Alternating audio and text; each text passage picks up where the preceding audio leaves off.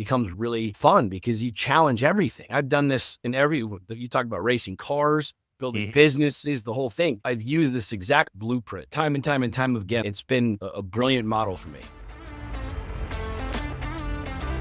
What is up, my friends? It's been a while. Welcome to season 3 of the Epic Dad Legacy podcast. The last episode that I dropped in season 2 was in March of 2024. And as you can see by the calendar, we are in January 2025. Life has been crazy. Dad life can get extremely busy. You can have a lot of responsibilities, a lot of things pulling you in plenty of directions. And since we have last connected, the Epic Dad company has grown by leaps and bounds. We have launched a new supplement. We have launched an online fitness program. We have launched a new Instagram channel. We have grown our email subscriber list by probably 2 or 3x. And the world has been on fire as it comes to the Epic Dad company. And about a month or two ago, my wife saw how stressed I was, how busy I was, trying to do multiple things and have a full-time job, still be in the military, run the Epic Dad company, build a team, try to lead the team. And she asked me what I enjoy most about the Epic Dad company. And I thought for a long while. I just didn't respond right away. I thought for a long while, and I told her, I said,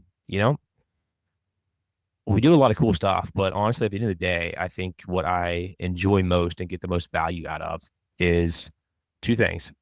Is one, the podcast, and two, our email newsletter. And both of those things I have not done in months. So with that in mind, the podcast is starting season 3 today. And my commitment to you is to be as consistent as possible with this podcast. It is what I value most. It is what I get the most fulfillment out of. And I hope that you guys get value from it as well. And so welcome to season 3 of the Epic Dad Legacy podcast. And with that, guys, we will jump into the show. Are you ready to become the dad you were meant to be? Good, because this is the Epic Dad Legacy podcast, where imperfect actions are better than perfect ideas, promises kept are more important than promises made, and nothing happens unless you make it happen. My name is Drew, father of 3, and founder of the Epic Dad company. My mission is to help dads up their game and become the husbands, fathers, and men they are called to be. We need Epic Dads now more than ever. And it is your responsibility and obligation to become the best father you can be and show your kids what is possible. Listen in for weekly tips, strategies, and actions you can take to go from average dad to epic dad. Thanks for listening. Now let's start the episode. All right, Sean Whalen, entrepreneur, speaker, coach, car racer, husband, dad. What's going on, man? Welcome to the show. Thanks for having me, man. All of the above. Great times. Great time to be alive, right? Yeah. Well, good, man. Well, we were chatting a little bit before, but I've followed you, kind of your story, your work for a long time, man. I kind of seen, Lions Not Cheap launch and see that, continue to grow and kind of all these different things you've been doing. But for folks that don't know you, would you mind just giving kind of a little bit of background of what you're doing right now?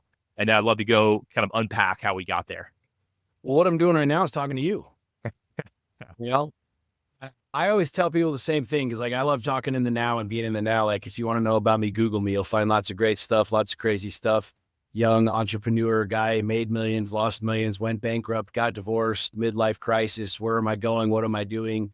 Why am I alive? Like, why does God have me here? Kind of a deal. And, fast forward to today and I'm 46. I've got 5 kids and running some amazing businesses and struggling like everybody else and trying to figure out how to keep my body strong and not blow my joints out and, all of the above. So I've got a pretty cool life, man. I built a really rad life that I really enjoy. And I kind of started sharing the message that your mess is your message about 10 years ago. Mm-hmm. That's rung true for me. I've just shared myself openly and built millions and millions and millions of followers across multiple platforms, over 1 billion views of my videos online. run a coaching group called the Lion's Den. We got a couple thousand members all over the world in that. And I've been blessed to write a best-selling book, sold almost 1 million copies now, coming up on 1 million copies, which is like mind-bending to me. But yeah, that's what we're up to. It's kind of, I always tell you, like, what day is today? I don't even know what I'm doing today. Like, well, you know, by the end of the day, you know? Yeah, well, I read your book. Well, I think like right when you first launched it, and then I heard a story about. I didn't even notice, but I heard a story you told later about it. That was like, yeah, there's no pages on this Yeah. book or There's no whatever. And pages. it just speaks to like you launch it and you freaking figure it out as you go, man. Now this is the book. And if you notice at the bottom of the top, there's no page numbers. It's very much on brand. I'm in the process of writing book number 2 right now. And I was talking to my editor who helped me edit this book. And it's kind of the joke now where I'm like, I will never put page numbers in the book. I don't care who likes it, who doesn't like it, who says it's a bad idea. I'm like, to sell almost 1 million copies of a book and not have any page numbers in it, it's pretty cool. Yeah, and it goes to something too I want to talk on and get your thoughts about, and we'll kind of table it till later in the session, but it's really like the analysis by paralysis by analysis, right? Of like not getting started because I don't have the perfect idea, or whatever, kind of having that fear. But before that, you mentioned something kind of in your intro about just, trying to figure out like why I'm here, right? I'd love to pull the thread on that a little bit. I think when we think about fatherhood, at least the guys that we talk to our community, a lot of us struggle with that. We kind of have this vision for our life, right? Like whether it was kind of passed down, our parents kind of told us what to do, what path to take. And then we get to a certain point in life where that's not really what we want to be doing. Right. Yeah. And so like, what was that for you? And kind of what was that pivot to take that next action?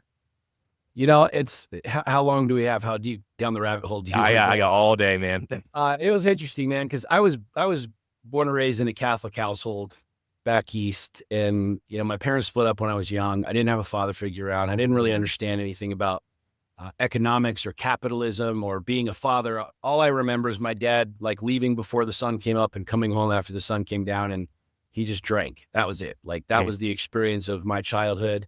I asked my mom years ago, I was like, did we ever do like guys' night? I never went camping with my father. I never went hunting with my father. I never went fishing with my father. I never did any of these things. He was just that tough ass New Yorker, just, shut up, get up, keep going, be a man kind of a thing. So I really didn't understand a lot of these things. And I found success at a young age. I made millions of dollars in my early 20s. I thought that I had, the success was the watch and the car and the house and all these other things. And I had all of that. And, I got divorced when I was about 30 years old and went into this experience of realizing like I had all of the things. I played by the rules. I was inside the box that I was told to stay inside. I went to church, did these things. There was no drug addiction. There was no infidelity. There was no porn. There weren't any of these like leading traits that you see nowadays that cause divorce. I didn't have any fucking idea who I was, what I was, why I was even here. I had all this cool shit, but was empty inside, just completely empty. And a lot of people have a hard time hearing that. They're like, oh, boo hoo hoo, cry me a river, whatever. But when you're trying to rewrite the narrative of life, of fatherhood, like I didn't want to be like my dad. I wanted to be something different. There's really no rails to this. There's no guide. And so when you're living in the world and the world's telling you, here's what normal is. And if you grew up in a religious environment, do this, you go to heaven, do this, you go to hell. Like here's good, here's bad. And so there's all of this framework that was just inside my brain. I'm like, why am I not happy? I have cars, houses, boats. Like, what the fuck is going on? And to make a long story short, I talk a lot about it in my book. I burned my entire world to the ground. I left a business that I had started that was doing $20+ million a year. I had 170 employees. I had a marriage. I literally burned my entire life to the ground. I left my marriage. My wife and I decided to go separate ways, left my business, and I spent about 18 months trying to figure out why I was here. Like, it wasn't like this, all right, let's rebuild, let's figure out the money game, let's do this. I was like, God, why am I here? Like, there's this rock floating through the cosmos. Like, why am I here? And there's a lot of these linear thoughts that we go through, especially as Christians. You're like, well, all this sort of shit. And it's like, I had played by the rules that I was told success looked like, and I was unhappy. Mhm. So that's kind of where I went into this space. And I was like, well, if this recipe in this box that I'm living in isn't where happiness really is, then where is it? Mhm. You know what I'm saying? And so I went on a journey. I closed um, really all the books of religion. I like walked away from religion in and of itself. And I went on a journey. I just started looking different places and reading different things and exploring and asking and trying to figure out like what was really in my soul. And I found in that process that I had lived most of my life lying, doing what I was told. It's like the average man. How you doing? I'm good, man. Oh shit. Did you hear he killed himself? Like yesterday he told me he was good, but really he wasn't good. Like that's who I was. That's where I was. And I found over that period of time that that's where Lions Not Sheep obviously was born, was in this space where I realized like I was following what I was supposed to be doing and it wasn't leading to happiness. So I decided to kind of go off on my own and create my own happiness. And it didn't look like anything that I knew. Mhm. The rules weren't the same. Like I started sharing on social media real shit, like that I struggled with depression, that I was angry, that I was bitter, that I had fear. And it was like, whoa. And this is, 10 years ago, 11 years ago, Mhm. when you could say whatever you wanted. And I think what really, for me, I found is that, there are no rules to this game. You know what I'm saying? I mean, you and I are here to create our own worlds. You and I are here, as Ed Milet talks about, to be the one, Mhm. to rewrite the narrative, to rewrite the story, to make my chapter in history, my chapter of life better than how I found it and better than what the previous chapter was or the previous chapter. That's really the antithesis of who I am and what I am and what Lions Not Sheep really is it's being able to be in a place where the rules say this, the rules, but I'm going to go do this because this is what brings me the most joy, fulfillment, and happiness. And that's a tough place for a lot of people to go because it's very, very vulnerable. It's very scary. There's very few people out here in this land of Mhm. charting your own territory, mapping your own shit, doing your own stuff. And so it takes a lot of bravery. It takes a lot of audacity. But to me, I found more happiness there than trying to follow and do what it is that I was told success really was. Yeah. And I think, I mean, so like you're a little bit older than I am, but not much. And like I feel like our generation, was brought up by dads that were just like that, right? Of like, hey, I need to go to work, I need to put food on the table, and that's my job. And the experiences that we had with our father, like mine was a little bit different. Great, relationship with my dad, but at the same time, like, yeah, he was busy, he was working all the time, right? And he was following that path. And what I want to be able to do with my kids is show them there is a different way, Right. right? Like if you want to go do that, that's fine. If that makes you Sure. happy and fulfilled, like absolutely. But like there are different vehicles that will get you to where you want to go. Totally. And I feel like that's just what we didn't have growing up that we're Yeah. starting to experience now as we get to that we followed all the steps, we followed the Yeah. rules, right? We get there and we're like, why the fuck aren't I happy, man? This sucks. Yeah. That's where a lot of dudes are nowadays. It's like I did what I was told, like, and how we were raised. We weren't raised to question anything. We were Mhm. raised like this is, and I mean, we're programmed this from an early age. I talk a Mhm. lot about this with Lions Not Sheep and my coaching and stuff. Is like you and I and everybody listening to this. I don't care who you are, black, white, gay, straight, rich, poor, it doesn't matter. We were all programmed the exact way from childhood. This is good. This is bad. This is right. This is wrong. Do this. Don't do this. I mean, all of us that went to school, if you went to, it doesn't matter, private school, public school, raise your hand if you have to go to the bathroom. Ask for Yeah. permission. If you say something that makes Okay. someone else cry, you're bad. They're not. You can't do anything that's going to rock the boat, or you got to just stay in line and try not to freaking hit the walls at all and play small, live small.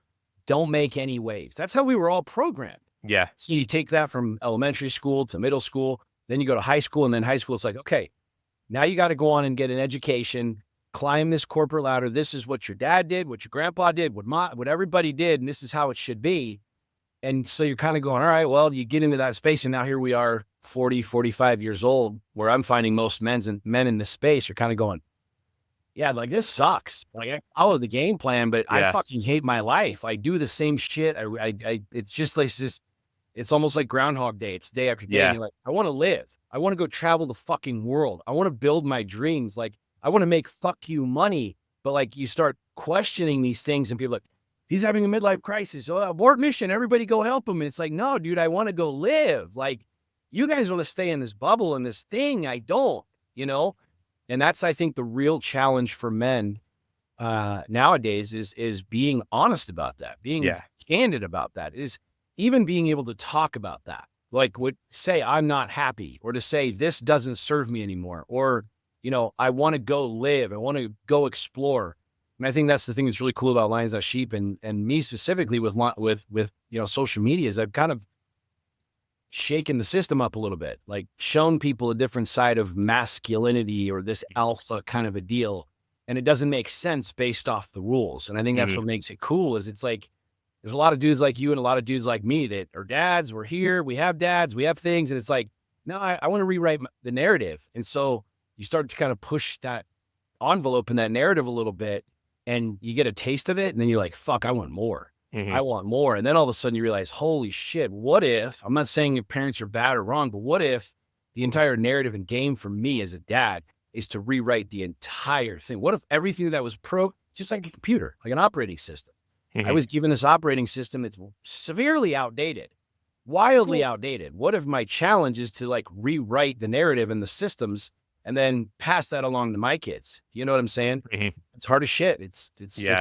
It's a daunting task. And to go even deeper with that, right? Like, why are there those rules? Like we could probably go way down either Oh the yeah. rabbit hole on that, Where'd they right? come But from? Who yeah, created them? like You know? one example specifically, like my kids are still in the public school system. We've decided that this is the last year. Yeah. We're homeschooling start next year. Yeah.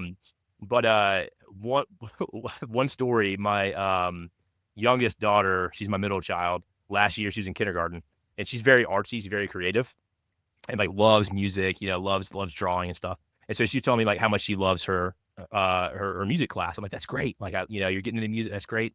And I was like, what do you love about it? And she was like, well, I love that they give me tickets.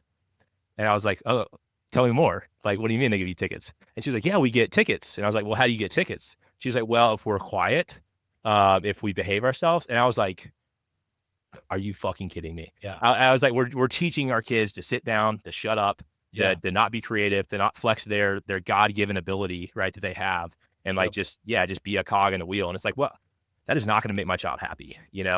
and it's not going to help her fulfill her potential.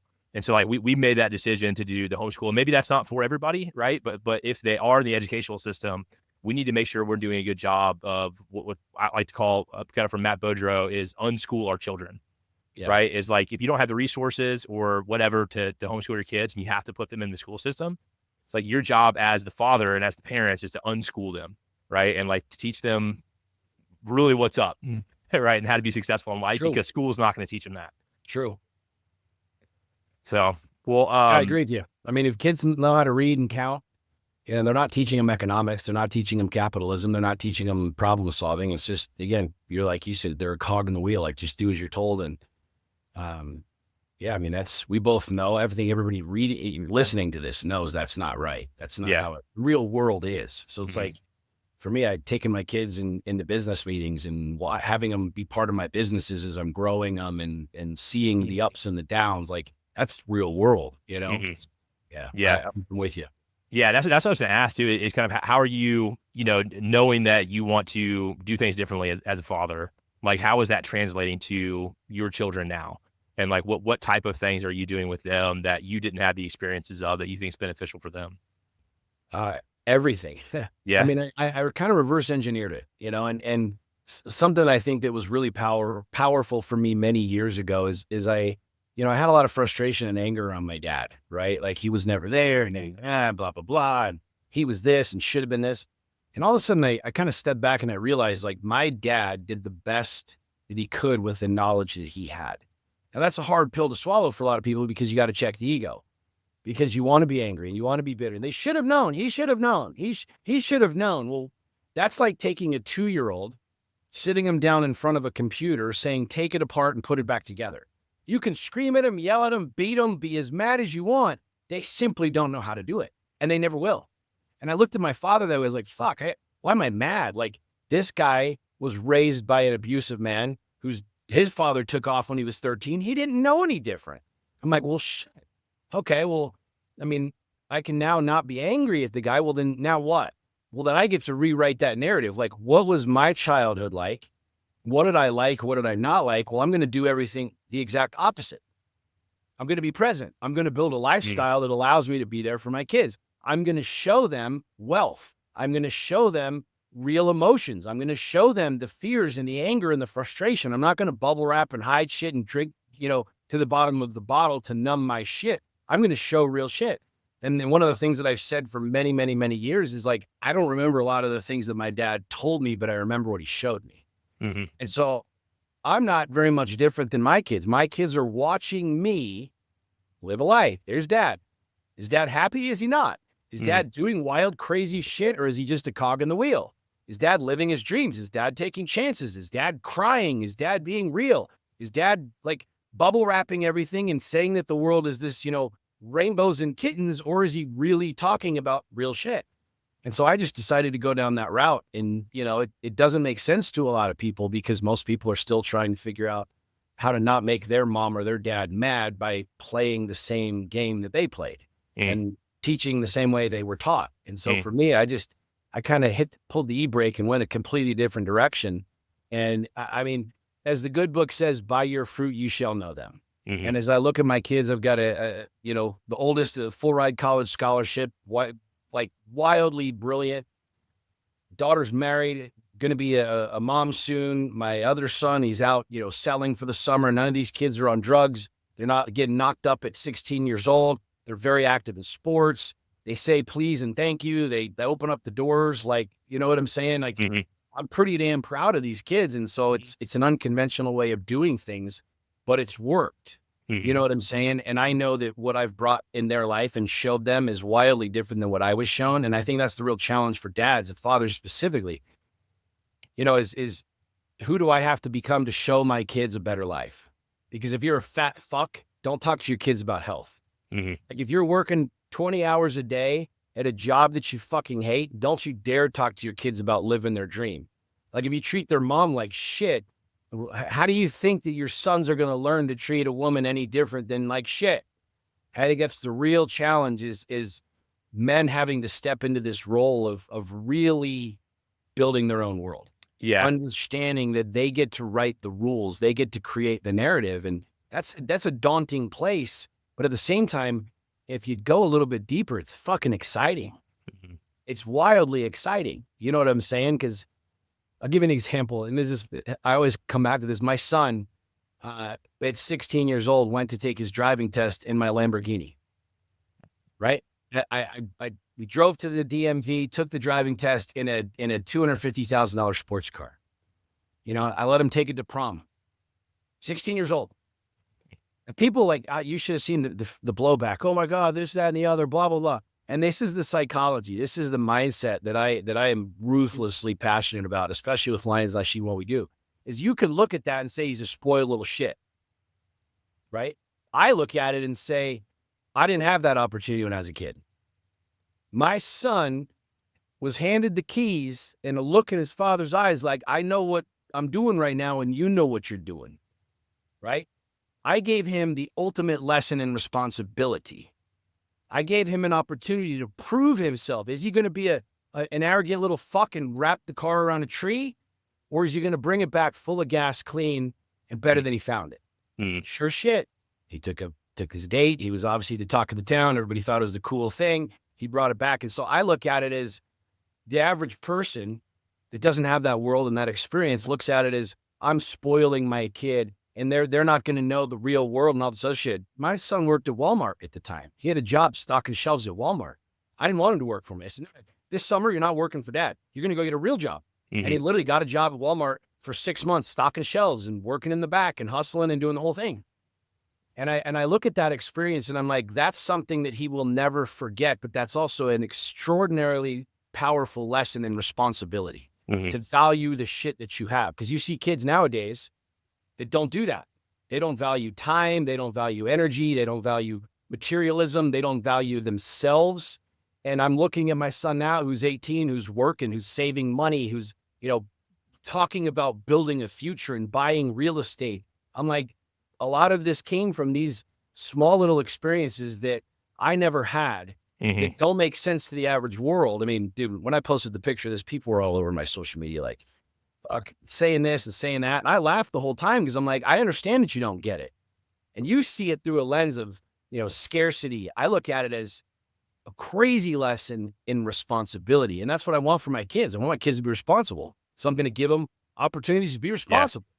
Yeah. You said something to that. I want to come back to you of, like you said, hey, if you're fat, like how dare you talk to your kids about going to being healthy, right? If you're working a job you hate, like how dare you tell them to go chase their dreams?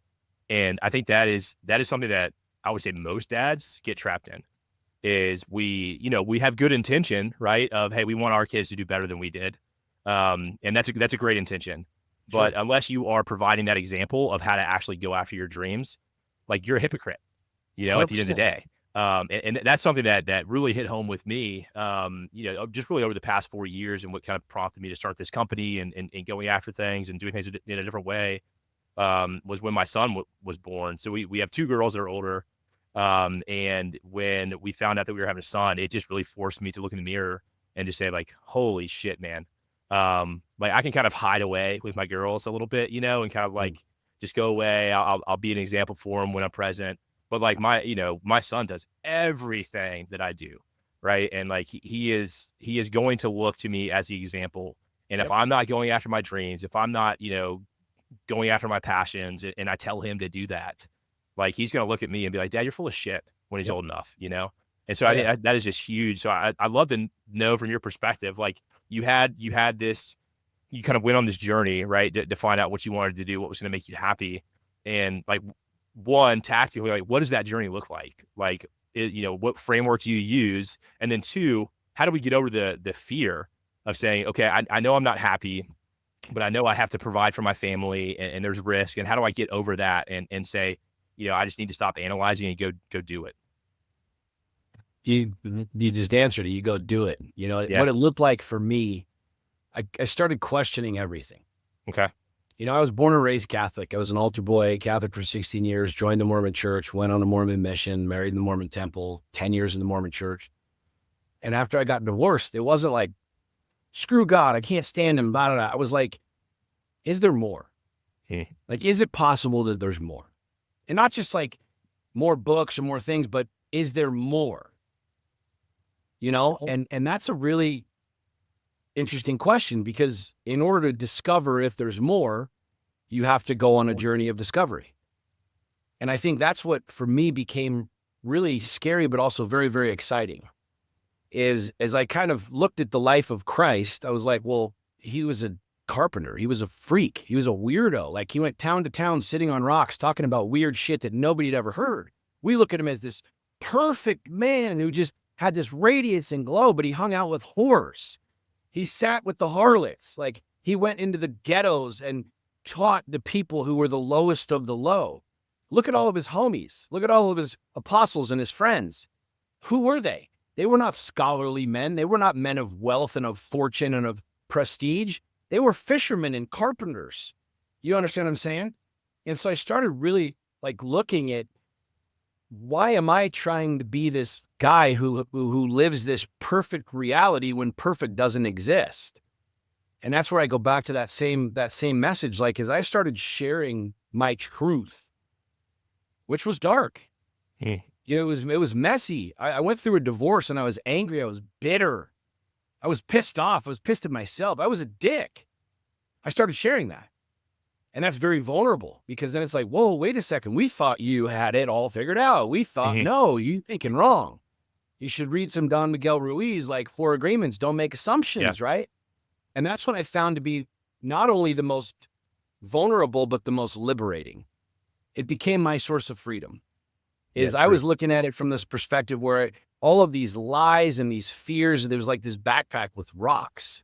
And so I just started dumping out all of these rocks. And then I got to a place where I was like, as the good book says, I mean, I very much love God and have a great relationship with him. In the Bible, Christ talks about becoming as a little child. And as a father of 5, I've seen my little children. Why, Dad? Why, Dad? Why?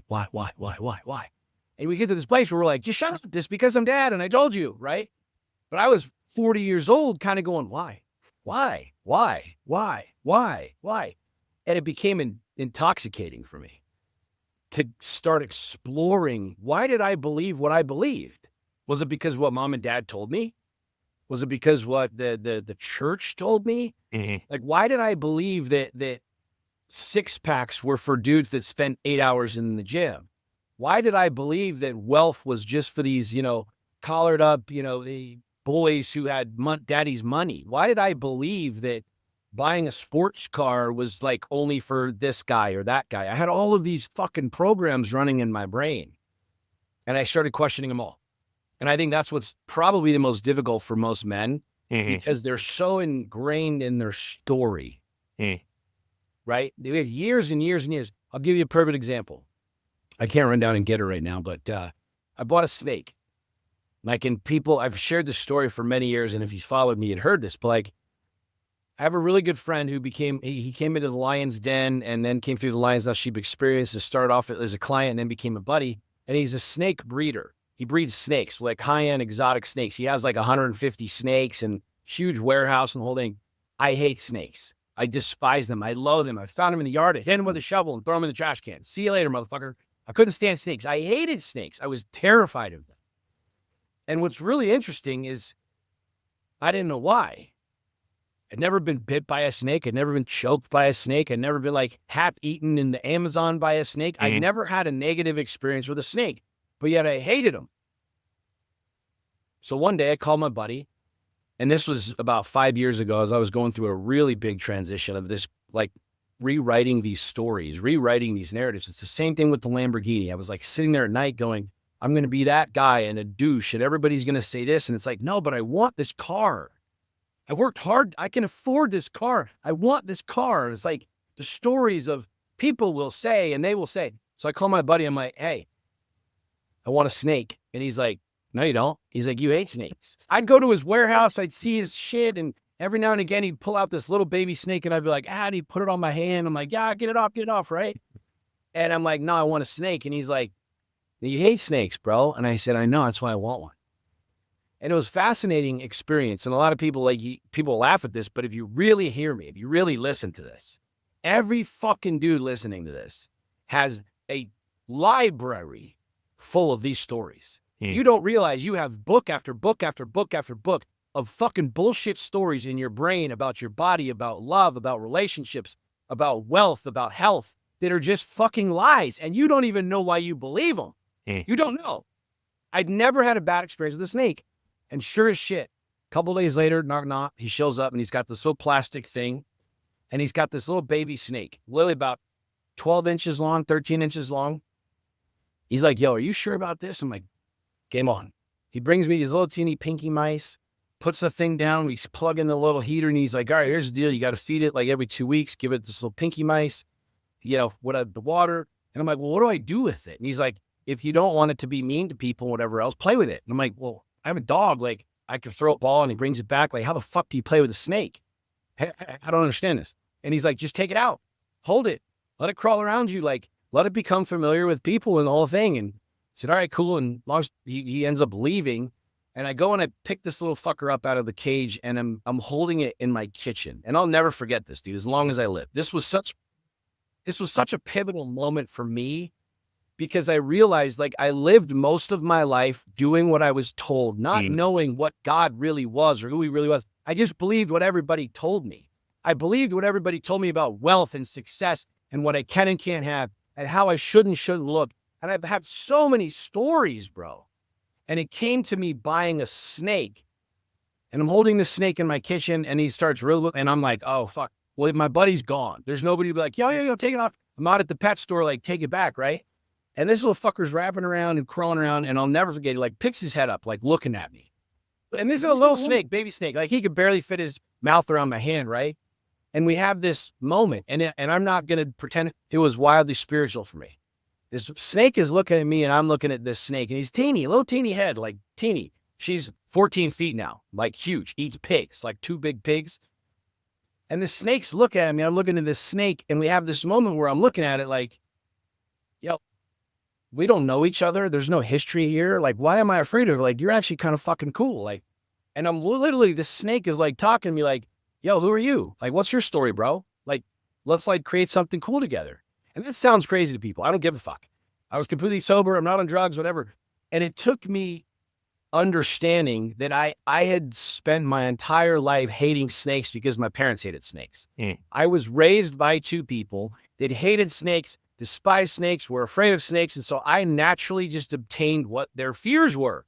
I'm going to repeat that because if people are listening to what I'm saying, I literally took on their fears.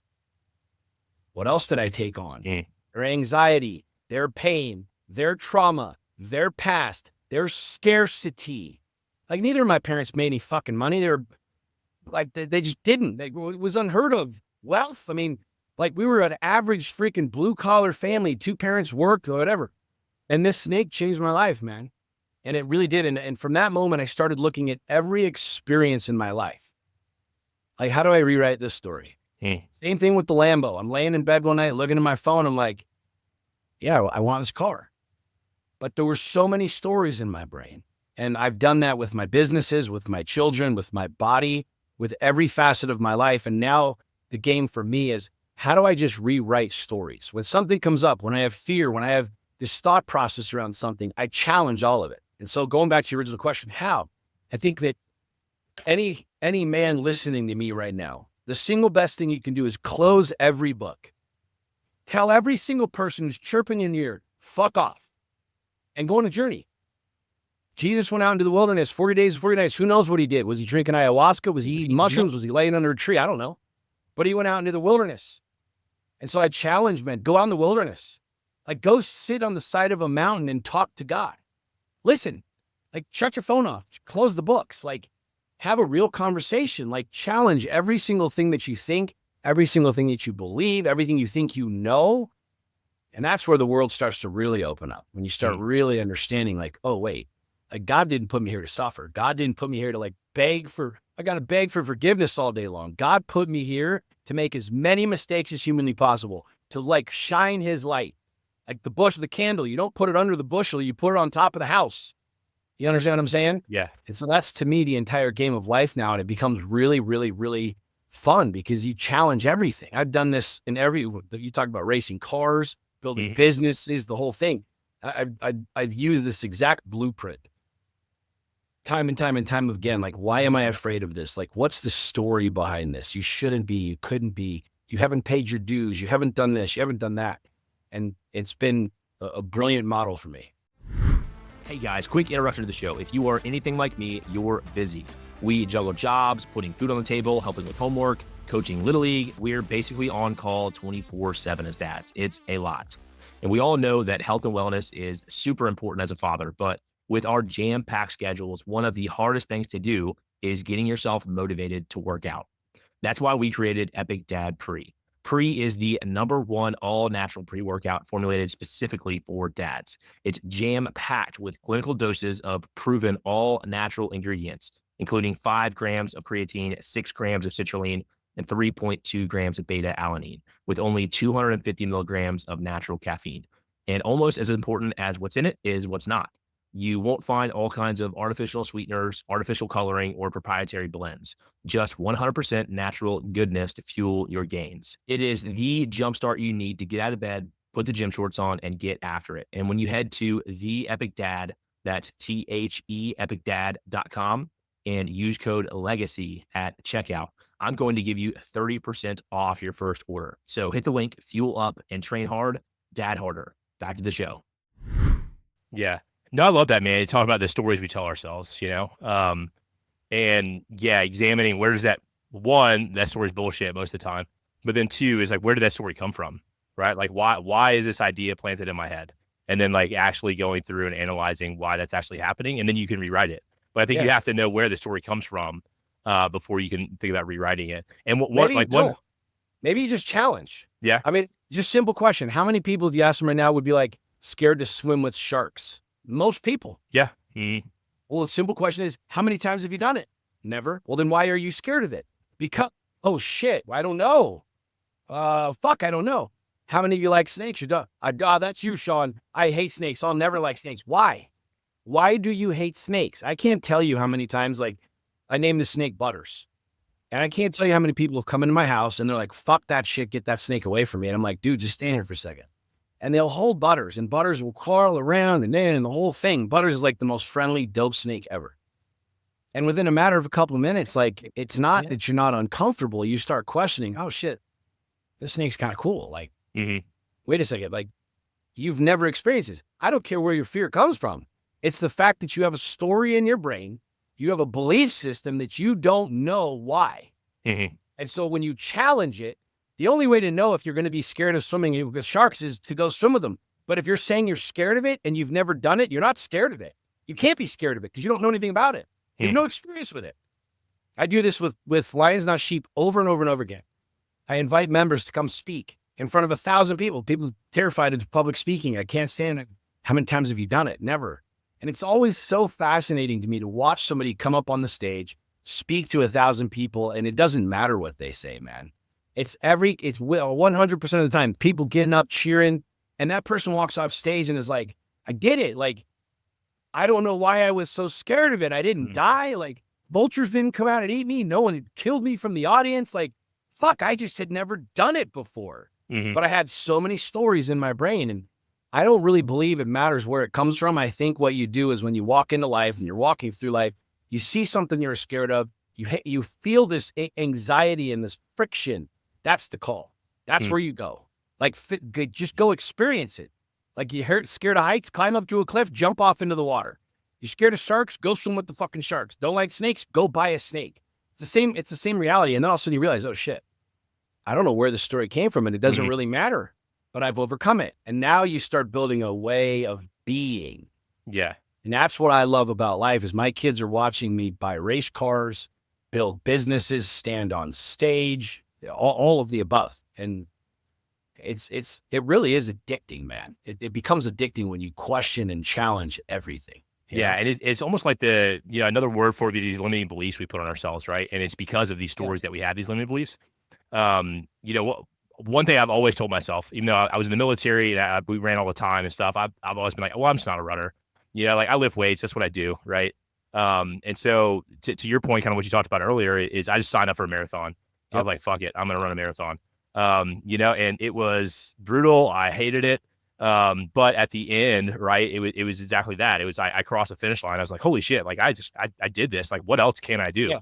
Yeah, exactly. And it creates this effect, this flywheel that gives you that confidence that like, I need to examine these stories that are going on in my brain that are telling me I can't do these things because look, one, I know that story's bullshit. And then two, look at my history too, because I've just shown that I can overcome that. And so by taking on these challenges of what you're afraid of, yes, it helps you rewrite that story, but then it also gives you that confidence to keep going, right? I think that's huge. Oh, it's huge, man. And that's why people say, well, how do you get better at public speaking? And go speak in public. Yeah. How do you get better at anything? I mean, I that's the thing that I find it, I just turned 46 a week ago. And my entire life, my entire like antithesis right now is just, what am I afraid of? And then I just go do it. Like what's intimidating to me? Like buying a race car. I didn't grow up racing. I don't have parents in racing. My dad didn't race. I didn't do karting, whatever. I was like, this looks really freaking dope. I mean, what guy would not want to be racing an Aston Martin supercar on a track with Porsches and Ferraris and Lamborghinis and Audis? Like every dude would. But you can't because of that. I don't really know. And I literally bought the fucking car and like called my buddies. I was like, all right, now what? Like, how do I learn? Let's go. This thing? And I literally put myself in one of the highest caliber racing divisions in America against professional racers who've been racing their entire life. And I would drive up to the starting line in all of these races and my heart's pounding. And I had the same thing come up to me every single time. Like, why the fuck am I doing this? Like, why am I doing this? I have no business being here. But then I would flip that switch and I was like, I'd look at every other car. And I'm like, every one of these motherfuckers was in the same seat that I was in right now. They all started somewhere.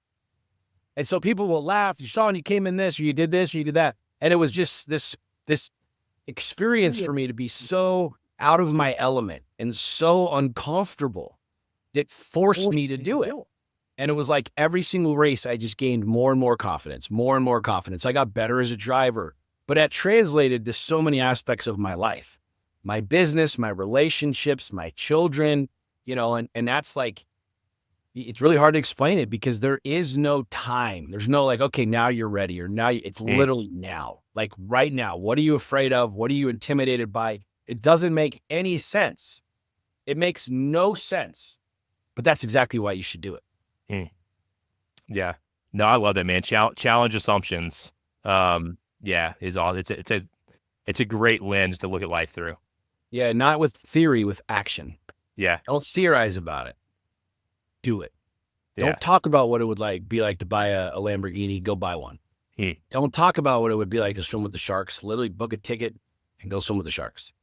Because that's where most dudes sit, is we sit in theory land and idea land, and we never materialize it. It never shows up. It never comes. And so you're never actually facing it. You're never rewriting the story.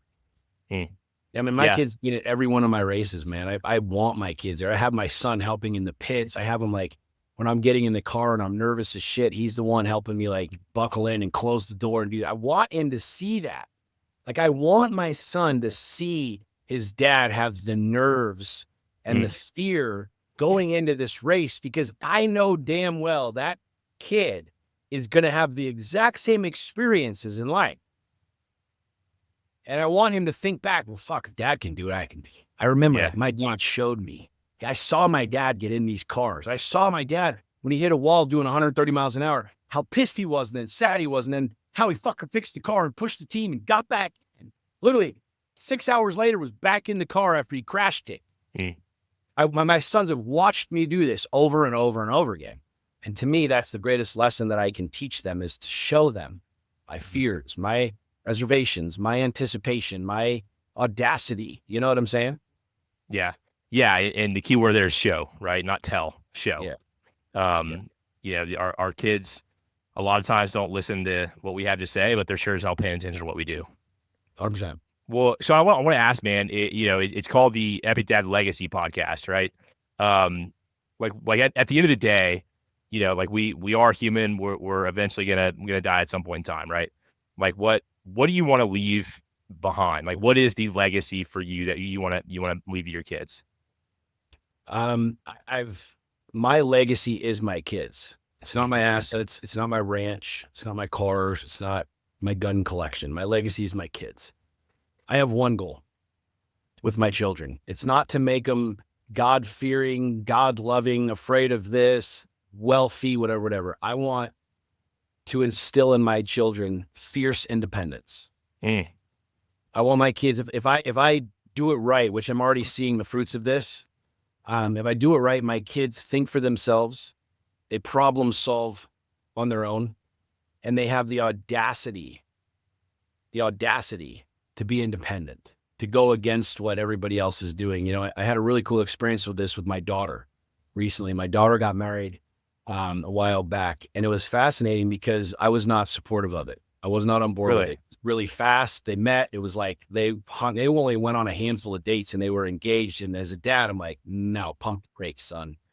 And this kid kind of took on the role of like, I'm going to do this with or without your blessing. He never asked me. And I had a lot of resistance around this, fierce resistance around this. And I was very public with it, with my daughter and the whole thing, right? And it was really interesting because my daughter's 21 years old. And for the first time in life, my daughter and I have been very close. Like ever since she was a baby, like we have a very, very strong spiritual bond. And she basically, for lack of better words, told me to fuck off. She pushed me away and she went out and did her own thing. And I was really pissed about this at first. It was obviously about me. The story, the whole experience was about me. And it's funny because she went through with it. She went through and got married, and I had to kind of really look at myself and how I was showing up and what the triggers were for me and all of these other things. But it was fascinating because the day before they got married, they had this wedding dinner, right? And we had a conversation, and I kind of shared some things. And then during the dad-daughter dance right after their wedding, it was very emotional. You're out there, dad and daughter, and everybody's watching. It's the song and the whole thing. And we had a really cool moment where I looked at her. I was like, I'm really proud of you. And she's like, you always told me to be independent. She's like, I knew that I needed to do this for me. And it was one of those moments where I realized, like, it was my ego in the way. It was my fear as a dad. If you got a daughter, it's how it is. We all know this. You know what I'm talking about. And I realized that, like, my whole goal in life was to have my children be independent, not reliant on me or mom or government or school or an institution, but to be able to take their own heart and their own mind and build their own world. And for the first time, my daughter was like, you taught me this, you wanted me to do this, now I'm doing it, and you got a problem with it. And I'm like, yeah, you're right. This was totally about me. But I watched her do that, and it was really powerful for me. And so for me, my legacy, it's not the shit, it's not the assets, it's not whatever. It's leading my children and helping them become fiercely independent on their own. When I die, I don't want my kids to I always joke about this. I want my death to be inconvenient.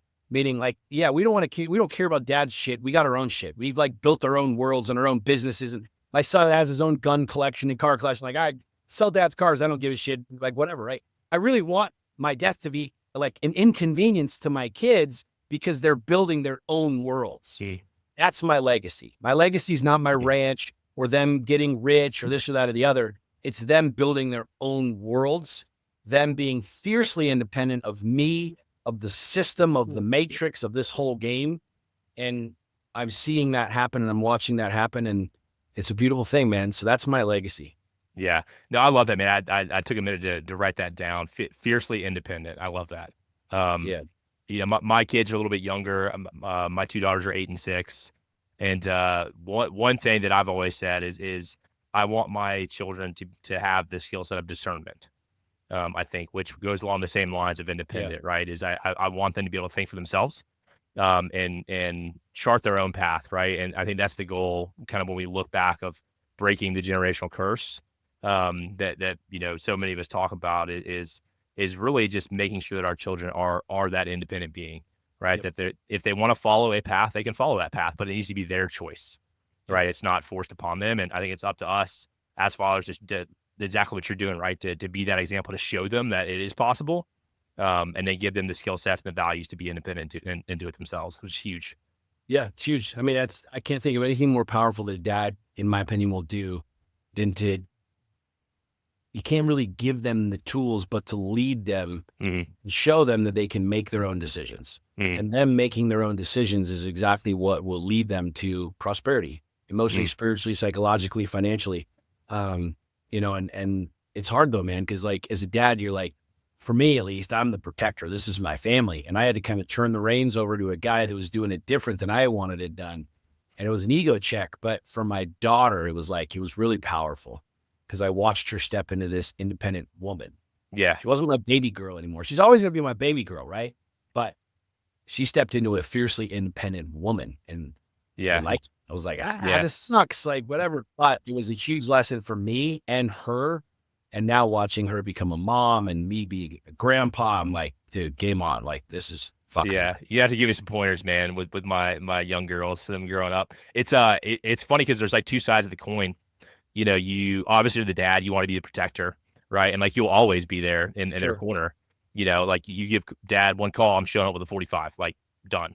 Yeah. But at the same time, it's like, hey, they are going to go off on their own. They are going to get married, have their own lives. And so like, how do you do that at the same time, right? Of like knowing that like you're there to protect them, but like some things you need to go do and experience yourself, so you can have that independence. It's a tough circle to square, man. Well, the one thing I'll say when you say the pointers is, especially where your girls are at right now, you gotta be. A lot of people say don't be your kid's friend. I disagree with that 100%. I want them to be my friend. I want to be their friend, right? My son, who's 18 right now, loves coming to working out with me. He'll bring his friends. I'm the older guy, but I'm out lifting them all. I'm jacked as shit. And I got no problems with that. Like, I'm leading the charge, right?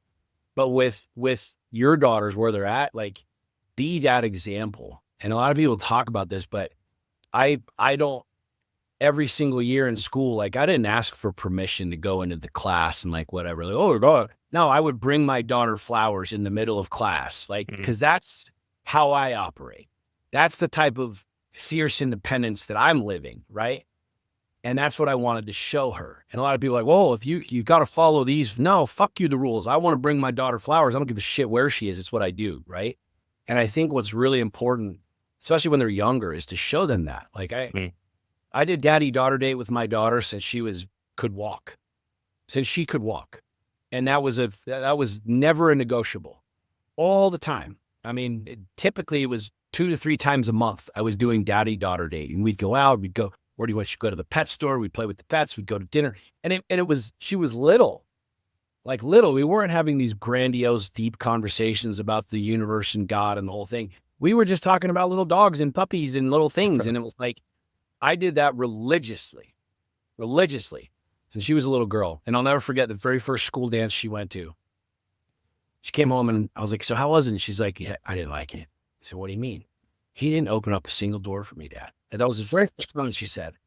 And I wanted to be a supportive dad. I'm like, really? But in my mind, I'm like, fuck yeah. Yes. Yeah. Yes. Doing it light and doing it. Nobody's going to measure up to me. Benchmark. Yeah. I set that benchmark. I set that bar high. And it wasn't once or twice. It was habitual since she was a little girl. That's the way the game is played. And I look at her husband now, and dude, he is a gentleman. He very much the same antithesis of treating her well, opening the doors, like the manners, the whole thing. And so you'll never go wrong with that. You can never, like, daddy-daughter date for me was how I set the framework. You know what I mean? And you're never going to know. You won't see the fruits of that until many years down the road. But I can tell you the relationship that we have now, I mean, it's unbreakable, period. And she's got her own life and her own thing, but dad's always going to be dad, and dad set that benchmark. And it's the same thing with my sons. Right? Like I get messages from parents, and the kids go out and they go do, spring break, and I'll get a message from a mom and say, your son is so polite. They're always saying please, always saying thank you. They have manners. They clean up after themselves. And most people are like, well, that should be normal. Yeah, but most kids don't get that shit. Most kids, they don't act like that. You know what I'm saying? And so I don't think that there's a rule book to any of this. You got to create it. And I chose to be my kids' example from a very, very, very young age. I wanted to be their friend. I wanted to be who they called. I wanted to be who they talked to about anything and everything. And I always told them the same thing. I will never be mad at you. Just don't lie to me. If you lie to me, I'll be mad. You can bring me anything. You could fuck some serious shit up. I won't be mad at you, but I will be mad at you if you lie. And I have that dynamic and that relationship and connection with them, and I'm proud of that. Yeah, and that's a tough thing to foster too, right? Like that's one thing we talk about in our community a lot too. Most of the guys, have younger kids, and one common theme is like the reactions we have to our kids. Yeah. Because we're all stressed, like we all, everybody's got stress, right? We get stressed out at times. It just happens. But like when we blow up on our kids over small things, like, what do you think that's teaching them? Right. It's like, okay, they're like, my kid is testing me right now. Right. Of like, hey, what can dad handle? Right. Like if he can't even handle, like, I let the Legos out, like how can I trust him to come to him with big stuff? And so I think a lot of it is what you're talking about is like, hey, right. you want to be that person they can come to for anything and everything. So can I challenge that really quick? Absolutely. Yeah. Let's challenge that. Okay. Right. Because how many times have you blown up on your kids? Oh, I have. Yeah, tons. Absolutely. Yeah, tons. My daughter's 21. I mean, I've been doing this dad thing for a lot of years. What is that telling your kids? Like, what is that showing your kids? I think this is part of the stigma around religion, around parenting that's wrong, in my opinion. Because my kids are going to blow up. To have the idea and the notion that we're going to raise children that are radically different than us, that'll have no emotions and never blow up and never be pissed and never do any things is fucking wrong. What I'm about is reality. So when I do blow up, what do I do? Oh, absolutely. I have never disciplined my children fiercely, whatever it is, without hugging them and kissing them and telling them I love them at the end. Never, not one time. So I challenge that notion because I think there's a lot of dads that feel like they have to hide their emotions. They can't be frustrated. They can't be angry. And let me tell you something, dads, you're doing your sons especially a wild disservice if that's how you treat them. Because the truth is, your sons will get pissed off. Your sons will have emotions. Your sons will get triggered. And if they never saw dad deal with that, they never saw dad go through that, they're going to feel like they're fucked. They're going to feel like they're screwed up. There's something wrong with me. And what I want my kids to see, especially my sons, is dad does get mad. I do get frustrated. I do snap. I do have moments that I regret. But what do I do with it? How do I repair? How do I move forward? That's to me the real game. And this is where I feel like a lot of parents are going wrong right now in the school systems. And we're demonizing dads who have emotions and feelings. There isn't a dad on this planet that hasn't stared at the ceiling for 10 hours at night, laying in bed thinking that he's doing it all wrong. Not a single one of them. We all have these realities. We all blow up. We all say shit we regret. We all do not have moments that we're proud of. All of us. There's no man that hasn't and won't continue to do that. The question is, what do you do with it? And that's what I want my kids to see. Yeah. That's what I want them to see is when dad does blow up, what does he do? Because what I want my sons to know is when they blow up, when they get triggered, when they get upset, here's how I repair. Because they will have that. My boys will eventually move on and hopefully find new women and have their own children. And guess what? They're going to blow up just like I blew up. They're going to say shit that they regret like I regret. So what I want my kids to know is, what do I do with it? What's the next step? What's the next phase? How do I repair? I don't hide anything from my kids. A lot of people say, oh, it's bad or wrong. You shouldn't show your kids anger. You should. Bullshit. I want my kids to see real man, real life, real emotions, real feelings, real repair, real growth. Yeah, no, and I agree with that challenge, right? Because we are going to blow up on our kids. Like, it's going to happen. Like, you're not going to go through life and not do that. And the other thing we teach, is exactly what you're talking about is what does the back half of that look like? Yeah. Because our kind of our generation, we grew up in our dad would blow up at us and then we just wouldn't hear from him ever about it. Yeah. Right. And so it's you're going to have that. It is reality, right? You're going to have emotions pop up. You're going to do something that you're not proud of. And then okay, what are you going to do after that? Yeah. Right. As opposed to saying, oh, well, I shouldn't have done that and retreat away. No, let's go have a conversation with our son, our daughter and say, hey, listen, dad lost his cool. This is what's been going on with me. I shouldn't have done that. Right. And nothing that you do is ever going to make me love you any less. Right. And have that conversation with them to do that repair. Because like you said, we're all going to have emotions. We're all going to have reactions that we're not proud of. And what are you doing on the back end to repair that?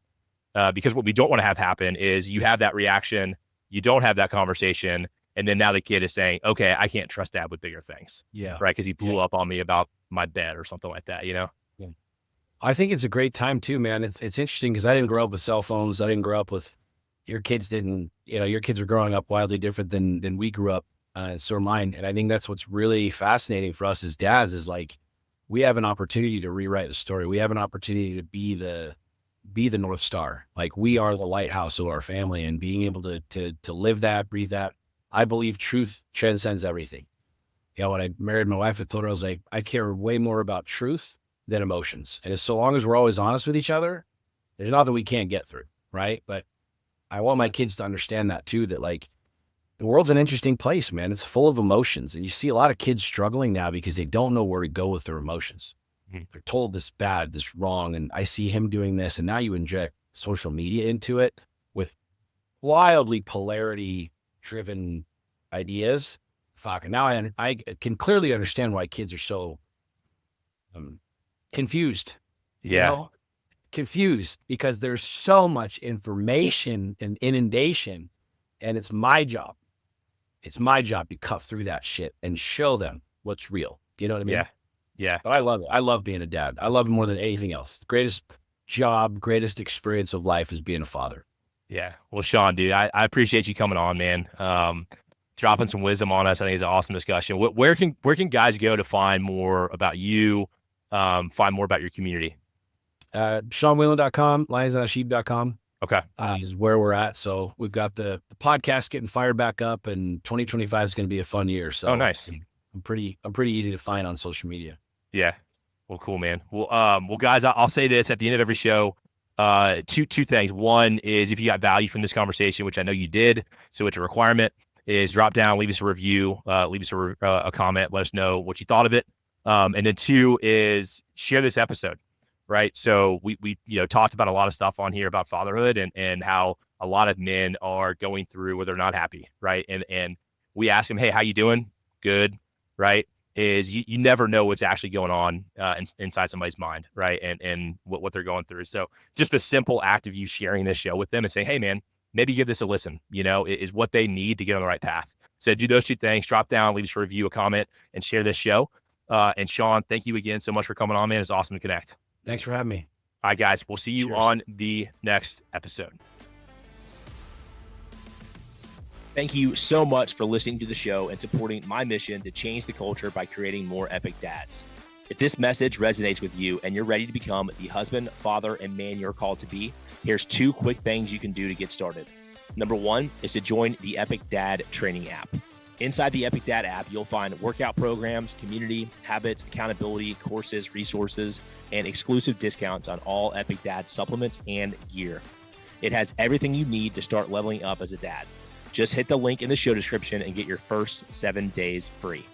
And if you're ready to turbocharge your results and create massive change in your life, hit the link in the show description and apply to the Epic Dad Fit program.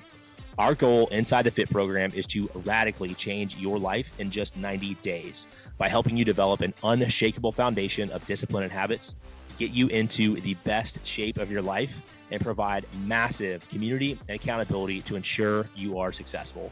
If you're ready to radically change your life as a father in just 90 days, hit the link in the show notes and apply today. Thanks for listening. Now go be epic.